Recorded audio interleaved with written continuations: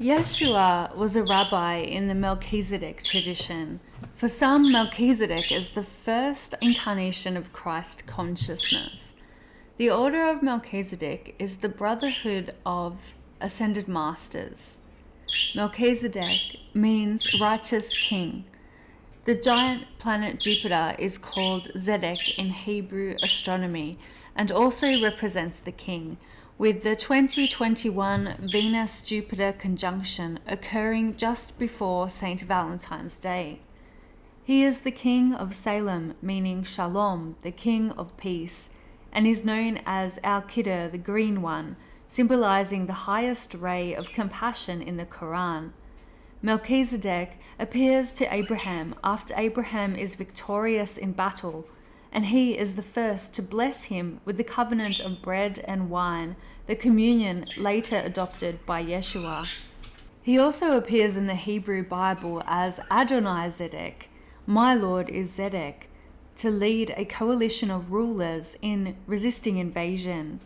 Zedek was the title for the rulers of Jerusalem before David, identified with El and Yahweh. As an ancient ascended master, he has expanded Zoroastrianism, tested Moses, and teaches immortality. Melchizedek is the founder of the Messianic priestly order. He is a Canaanite end-time priest-king who also features in the second book of Enoch. In the Dead Sea Scrolls, Melchizedek appears from heaven as the general of the heavenly armies. He is also called an Elohim, a visible representative of God. He appears at the end times as the leader of the divine armies. He was born as a child from Sopanim with the badge of priesthood on his chest. Gabriel takes Melchizedek to heaven until he returns after the flood to establish the priesthood and rename Salem as Jerusalem. Philo was a Jewish philosopher who lived in Egypt.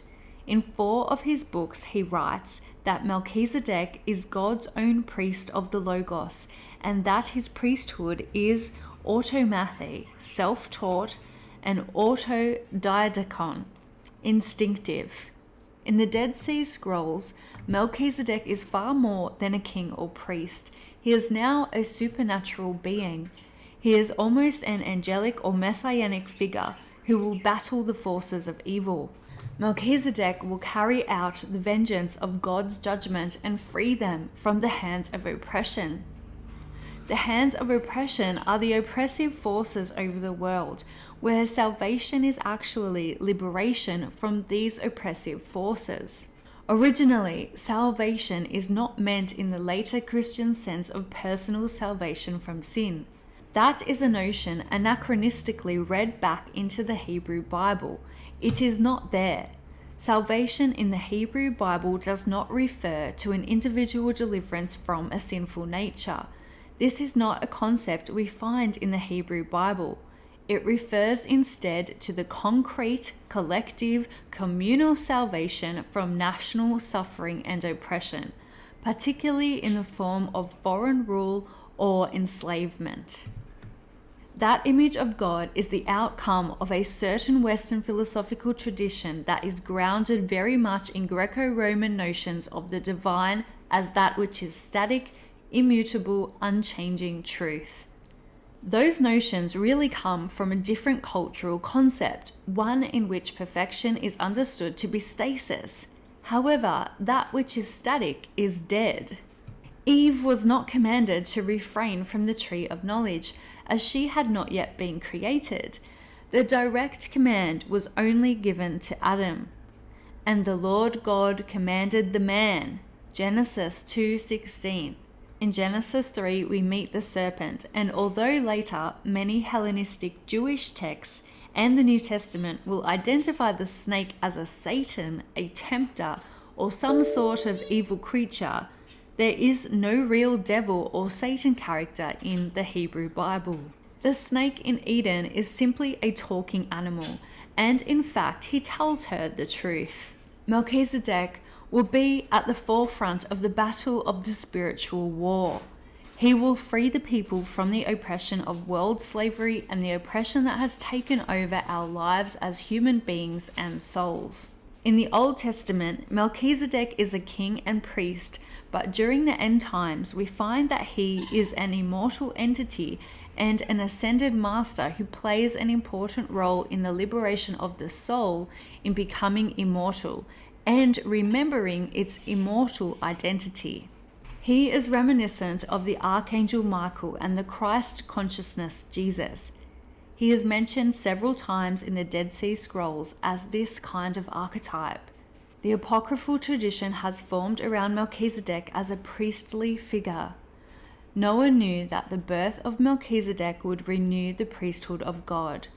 The Archangel Gabriel took Melchizedek to the Garden of Eden, where he grew up spending his childhood in the paradise of God. His priesthood supersedes Aaron's, who is the first high priest of the Israelites who will come later.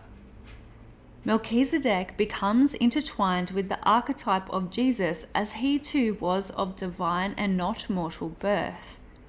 David was of the order of Melchizedek, and in biblical tradition, that Messiah will come from the line of David. The Urantia papers are sometimes called the fifth apocryphal revelation. The text introduces the word Urantia as the name for the planet Earth. The book discusses the origin of mankind's place in the universe and the relationship between man, Jesus, and God. It is written as though numerous celestial beings are appointed to the task of providing revelation, and Melchizedek is one of these celestial beings bringing revelation to the people. God, according to the book, is one deity who functions on a range of different levels of reality, both personal and impersonal. The book says that a person ultimately is destined to fuse with his or her divine fragment and become one inseparable entity with it as the final goal of faith. The result during human life is a fusion flash, with the material body consumed in a fiery light and the soul translated to the afterlife. The Hebrew prophet Elijah, being taken to heaven without death in chariots of fire, is said to be a rare example in recorded history of a person who translated instead of experiencing death. The book regards human life on earth as a short and intense test. More than 1/3 of the content of the Urantia book is devoted to a narrative of the life and teachings of Jesus, and the Judeo-Christian tradition is given an importance exceeding any other. Jesus' crucifixion is not considered an atonement for the sins of humanity. The crucifixion is taught to be an outcome of the fears of religious leaders of the day who regarded his teachings as a threat to their positions of authority. It is the time of the years of grace and the armies of Melchizedek. He will free the people's spirit from any forces of oppression in this world, which is what the revelation will be, and what the end of this age entails, is a freedom of the soul for all the people on earth. Melchizedek is an important part of the overall narrative of the new earth. His order of the brotherhood is an energetic enlightenment, intuited or sensed as a presence in the consciousness. The Melchizedek consciousness was also present in the prophecies for the apocalypse of 2012, also predicted in the ancient Mayan calendar based on the celestial time clock of the planets and stars, which bring about the ending of the ages and the beginning of the new age. Many secret societies are based around Melchizedek. The priesthood of Melchizedek includes the event of experiencing a mystical initiation. Mysticism plays an important part in his teachings.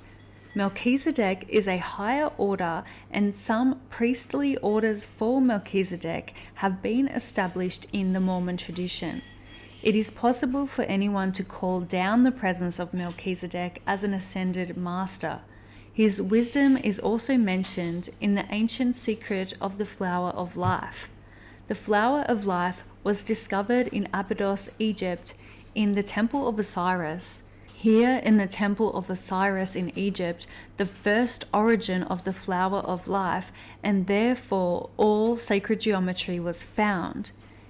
Each pyramid, pyramid meaning fire center, is built on specific ley lines around the globe, based on the electromagnetic grid system that distributes solar radiation. These energy grids reflect the meridians of electromagnetism throughout the human body. Both ley systems consist of masculine, positive, and feminine, negative currents. There are more than 120 pyramids found throughout the region of Egypt, Africa. They are each designed for different purposes and functionalities. Built by the Cometians, the people of this region that was earlier known as Kemet or Kem, meaning black land. Originally white with gold capstones, none of the pyramids were built as tombs. Every pyramid structure around the world is connected to a mythology of a snake or dragon and pertains to a celestial body. Massive pyramid complexes are found on the ocean floor, correlating with Mayan flood myths, with the pyramids of Egypt and many others believed to have been built before the biblical flood. The king's chamber of the Great Pyramid aligns with the Orion star system, representing Osiris, and the queen's chamber aligns with Sirius, representing Isis. Sirius is also known for guardians. The chambers were thought to assist with reincarnation on earth. For Melchizedek, this is the great revelation for our soul to remember its immortality.